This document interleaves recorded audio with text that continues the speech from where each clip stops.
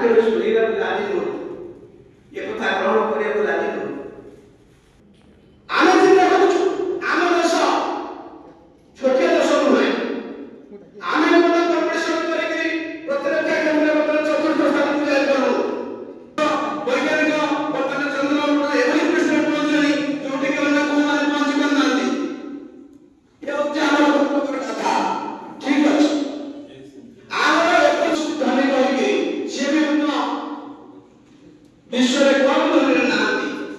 ଧନୀ ତାଲିକାରେ ମଧ୍ୟ ଭାରତବର୍ଷର ବହୁତ ଧନୀ ଅଛନ୍ତି ଉପରେ। ମୁଁ ଆପଣଙ୍କ ଧ୍ୟାନ ଟିକେ ଆକର୍ଷିତ କରିବାକୁ ଚାହୁଁଛି ଆଜ୍ଞା, ଟିକେ ଆପଣଙ୍କୁ କିଛି ସମୟ ପାଇଁ କହିବି ଆପଣଙ୍କର ଭୁଲ। ଠିକ ଅଛି, ତେଣୁ ଯଦି ଏହି ସମୟରେ ମୁଁ ଆପଣଙ୍କ ସହିତ ଟିକେ ଇଣ୍ଟରାକ୍ସନ ହେବାକୁ ଆସିଛି, ଭାଷଣ ଦେବାକୁ ନୁହେଁ, ଆପଣ ଭାବନ୍ତୁ ନାହିଁ ମୁଁ ଗୋଟେ ଭାଷଣ ଦେଇକି ଆପଣଙ୍କୁ କିଛି ଚମତ୍କାରିତା କରିବାକୁ ଆସିଛି। ଆପଣ ଯୋଉମାନେ ଆସିଛନ୍ତି ମୁଁ ଭାବୁଛି ଆମେ ଗୋଟେ ସମ୍ମିଳିତ ଉଦ୍ୟମ କରିବା ପାଇଁ ଆସିଛୁ ଯେ ମୁଁ ତା ପୂର୍ବରୁ ଗୋଟେ ଇଣ୍ଟରାକ୍ସନ ଆପଣଙ୍କ ମୋ ଭିତରେ ରହୁଛି। ମୁଁ ଆପଣଙ୍କ ସାମ୍ନାରେ କେତେକ ନିହାତି କଥା ଉପସ୍ଥାପନ କରିବାକୁ ଚାହୁଁଛି ଯୋଉଥିପାଇଁ ବ୍ୟଗ୍ର ହେଇକି ଏଠି ଆସିଛି। ତେଣୁ ସେ ଦୃଷ୍ଟିରୁ ମୁଁ ଆପଣଙ୍କୁ ଯଦି ଏ ମୁହୂର୍ତ୍ତରେ ଏଇ ବାରିପଦାରେ ମୋ ପାଇଁ କେହି ଅତ୍ୟନ୍ତ ମୂଲ୍ୟବାନ ବ୍ୟକ୍ତି ଥାନ୍ତି, ଆପଣ ଯୋଉମାନେ ଏଠି ବସିଛନ୍ତି, ମୋର ଯଦି ଭାବାବେଗକୁ ଆପଣ ଉପଲବ୍ଧି କରିପାରୁଥିବେ, ମୁଁ ଭାବୁଛି ବୋଧେ ମୋର ଆଶୀର୍ବାଦ ସାର୍ଥକ ହେଇଯିବ। ବୋଧ ବେଶୀ ପରିମାଣ ନୁହଁ, ଖୁବ କମ, ଛୋଟିଆ ହେଲେ ମଧ୍ୟ ଆଜ୍ଞା ମୁଁ ଛୋଟିଆରେ ବିଶ୍ୱାସ କରେ। ମୁଁ ଗୋଟେ ସାଇ,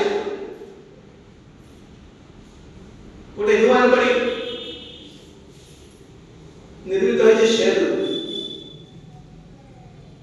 ଯେତେ ସଜୀବ ତିଆରି ହେଇଛନ୍ତି ସେଲ୍ ହେଉଛି ନେକ୍ସଟ ଓଡ଼ିଆରେ ତାକୁ ସବୁଠୁ କ୍ଷୁଦ୍ରତମ ପଦାର୍ଥ, ଯାହାର ଗୁଣବତ୍ତା ଥାଏ।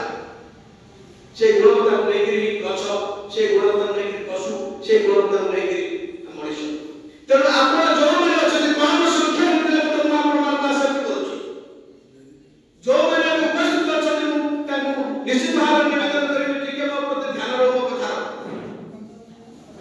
ଆମେ ଏଠି ଯୋଉ ସମୀକ୍ଷା ବୈଠକ ବସିଛନ୍ତି ଏକ ଯୁଗାନ୍ତକାରୀ ସମୀକ୍ଷା ବୈଠକ। ଇଏ ଗୋଟେ ଏତେ ଦିନ ପରେ ଆମକୁ ସମୟ ମିଳିଛି। ଗୋଟେ କିଭଳି ପ୍ରଚାର ଚାଲିଛି, କିନ୍ତୁ କିଭଳି କାମ ଚାଲିଛି ଦେଶରେ ମୁଁ ମନେ କରୁନି। ଦେଶ ପ୍ରଗତି କରିଛି ବୋଲି ନ କହିବି, କିନ୍ତୁ 80% ଜନତାଙ୍କର ଯାହା ଥିଲା ଏମାନେ ସ୍ୱାଧୀନତା ପୂର୍ବରୁ ଏବଂ ତାଙ୍କର ଅବସ୍ଥା କେମିତି ଅଛି, ସେମାନେ କେମିତି ନିଜର ବୃତ୍ତି ହରାଇଛନ୍ତି, ସେମାନେ କେମିତି ବର୍ତ୍ତମାନ ବ୍ୟତୀତ ତାଙ୍କ ଯୋଜନା କେମିତି ହରିଲୁଟ କରାଯାଉଛି, ତାଙ୍କ ରକ୍ତକୁ କେମିତି ଶୋଷଣ କରାଯାଉଛି, ଆପଣଙ୍କୁ ବୁଝିବାକୁ ସମୟ ଅଛି। ତେଣୁ ଆପଣମାନେ କହିବେ ମୁଁ ଏବେ ବୁଝିବି କଣ ଦରକାର ଅଛି କୃଷକମାନଙ୍କର। ସେମାନେ ତ ଖାଉଛନ୍ତି, ଚାଷ କରୁଛନ୍ତି, ଏତେ ଟଙ୍କା ବିକ୍ରି ହେଉଥିଲା, 800 ଟଙ୍କା 3 ଟଙ୍କା ବିକ୍ରି ହେଉଥିଲା, 30 ଟଙ୍କା ବିକ୍ରି ହେଲାଣି। ଆମେ ତ ସେଠି ଚାଉଳ ବସ୍ତା ଭରୁଛୁ 50 ଟଙ୍କା ନେବେ, 5000 ହେଲାଣି। କଣ ତାଙ୍କର ହେଇଯାଇଛି ଆପଣ ଜାଣିନାହାନ୍ତି।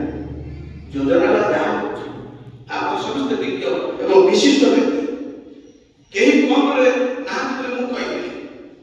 ଯୋଉ ଯୋଜନା ହେଉଛି, ଯାହା ବଜେଟ୍ ହେଉଛି, ସେଟା କାହା ପଇସା ହେଉଛି ଆଜ୍ଞା? ଆପଣ ଲକ୍ଷ ଲକ୍ଷ ଟଙ୍କା, କୋଟି କୋଟି ଟଙ୍କା ଟ୍ୟାକ୍ସ ଦେଉଛନ୍ତି। ତେଣୁ ଆମରି ପଇସା ଯଦି